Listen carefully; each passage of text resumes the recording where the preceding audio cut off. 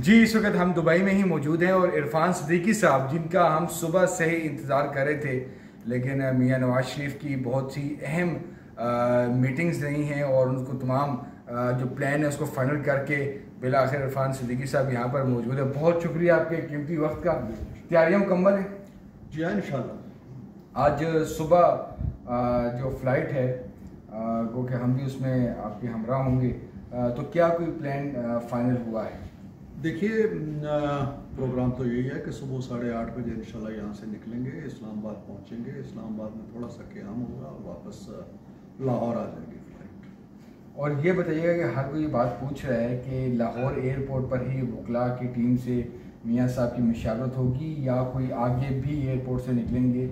1 घंटे का चूँकि अभी ये तय नहीं है। लाहौर तो नहीं, इस्लामाबाद के एयरपोर्ट पे जब उतरेंगे तो लायर से उनकी मुलाकात होगी, उनकी रिक्वायरमेंट देखी जाएंगी और मुझे नहीं लगता है कि उन्हें कोई ज़रूरत होगी क्योंकि उनकी बेल तो हो चुकी है 24 तारीख तक। लेकिन उनका ओरिजिनल प्लान भी यही था कि इस्लामाबाद जाएंगे और मेरा ख्याल है अदालत में भी हमने यही बताया है कि उनका तैयारा इस्लामाबाद आके रुकेगा, तो इस्लामाबाद जाएंगे।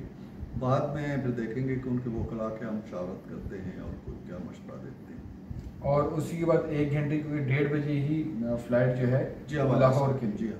लाहौर जब उतरा जाएगा तो क्या कोई दाता दरबार पे भी हाज़िरी या कोई इस तरह का कोई है? नहीं, अभी सड़क पे कोई एक्टिविटी नहीं है। वहाँ से वो हेलीकॉप्टर के ज़रिए जाएंगे मीनार पाकिस्तान और वहाँ जलसे से खिताब करेंगे। जो काफ़िले वहाँ पहुँचना चाहते हैं वो आज से पहुँचना शुरू हो गए हैं। बिल्कुल, अभी मैं देख रहा था कि खासा हजूम वहाँ इस वक्त भी मौजूद है, तो कल इस वक्त तक इंशाल्लाह मियाँ साहब का खिताब हो चुका होगा मोस्ट प्रोबेबली, और जो पैगाम मैसेज उन्होंने देना है कौम को दे चुके होंगे। इरफान सिद्दीकी साहब, आप उनके लिए एक स्पीच राइटिंग का तो हर किसी को ही ये इल्म है। तकरीर कितनी कोई वज़दार होगी, किस किस तबके के लिए पैगाम होगा, उसमें क्या क्या चीज़ें हैं, तकरीर कितनी लंबी होगी, उसके हवाले से अगर आप हमें थोड़ा सा।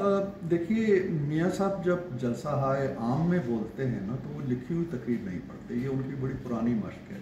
असम्बली में बोलते हैं, किसी सेमिनार में जाते हैं, किसी कॉन्फ्रेंस में जाते हैं तो वो लिखी हुई तकरीर सामने रख लेते हैं। तो एक ब्रॉडर सा जो उनका फ्रेम तैयार हुआ है तकरीर का, उसमें बुनियादी बात जो है वो अवाम के मसाइल हैं, अवाम की मुश्किलात हैं और मियाँ साहब अपने ट्रैक रिकॉर्ड का हवाला देते हुए लोगों को ये बताएंगे कि इन मुश्किलात को किस तरह दूर किया जा सकता है। एक रोड मैप देंगे, कोई फार्मूला देंगे और ये तकरीर आम तौर पे अवामी जो मसाइल हैं या मुश्किलात हैं उन्हीं के गिर्द घूमेगी और उनके हल के बारे में मियाँ साहब के जो अज़ाइम हैं, जो प्लान्स हैं, उनका तज़किरा होगा। और इसके अलावा ज़ाहिर है कि सियासी अमूर हैं जो पास्ट हुआ या जो उनके साथ गुजरी, उसका भी मियाँ साहब से अगर कोई तवक्को रखता है कि उसका तज़किरा नहीं करेंगे तो वो तज़किरा भी होगा। अच्छा, तो मतलब जो एक बात बताई जा रही है कि एक तासुर दिया जा रहा है कि मियाँ साहब जो है कोई हार्ड तकरीर नहीं करेंगे। नहीं, इसमें तो कोई मेरा ख्याल नहीं है कि कोई हार्डनेस की बात है। देखिए, 2017 में एक चलती हुई हुकूमत जो है उसका ख़ात्मा हुआ है, तो मियाँ साहब एक हिस्ट्री बताएंगे कि वो मुल्क को कहाँ छोड़ के गए थे। 28 जुलाई 2017 को जब उन्हें निकाला गया तो मुल्क कहाँ खड़ा था और आज कहाँ खड़ा है। तो इसका तज़िया और तज़किरा करना मेरा ख्याल है बनता है। 5 किरदारों की बात की जाती है, वो बताएं कि जब 4 साल बाद वो मुल्क में गए हैं तो वो किस मुल्क को छोड़ के आए थे और अब किस मुल्क के अंदर वापस आ रहे हैं। तो मियाँ साहब ने जो लंदन में प्रेस कॉन्फ्रेंस की थी, 5 किरदारों का नाम भी लिया था, तो क्या वो चीज़ भी अपनी तकरीर में देखिए, इस तरह की जो चीज़ें होती हैं वो मियाँ साहब आमतौर पर ना तो डिस्कस करते, ठीक है, ना उनके बारे में कोई प्री प्लानिंग होती है उनकी।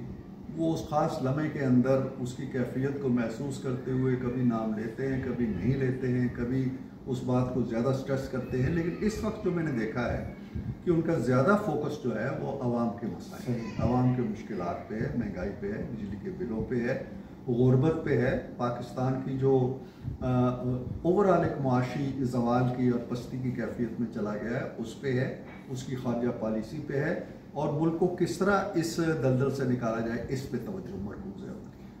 सर ये बताएं कि सऊदी अरब और फिर यूएई में भी कल से आज तक उनकी बहुत ही अहम मीटिंग्स रही हैं, तो उनकी जो दोस्त ममालिक में ये जो मीटिंग्स थी, इनका क्या कोई आगे मुस्तकबिल में पाकिस्तान में इन दोस्त ममालिक की सरमायाकारी और माशी हवाले से भी कोई उसका भी कोई किरदार रहा है जो नवाज शरीफ साहब ने यहाँ पर जो मीटिंग्स की? मुझे बिल्कुल, मैं आपको हकीकत ये बता रहा हूँ कि मुझे उनकी नौइयत का नहीं मालूम, वरना मैं ये आपसे शेयर कर पाऊँगा कि वो कौन सी शख्सियात थी जी। लेकिन इतना है कि मियाँ साहब अपनी सारी जलावतनी के दौरान भी उनके राब्ते रहे हैं ममालिक से, दोस्त ममालिक से, ख़ास तौर पे सफारती सतह पे भी और गैर सफारती सतह पे भी और निजी सतह पे भी। ये उनका अपना एक पुराना तरीक़ाकार होता है कि वो अपने मुल्क के मफादात के हवाले से दूसरे ममालिक के फरमारवाओं के साथ ज़ाती राब्ते भी रखते हैं।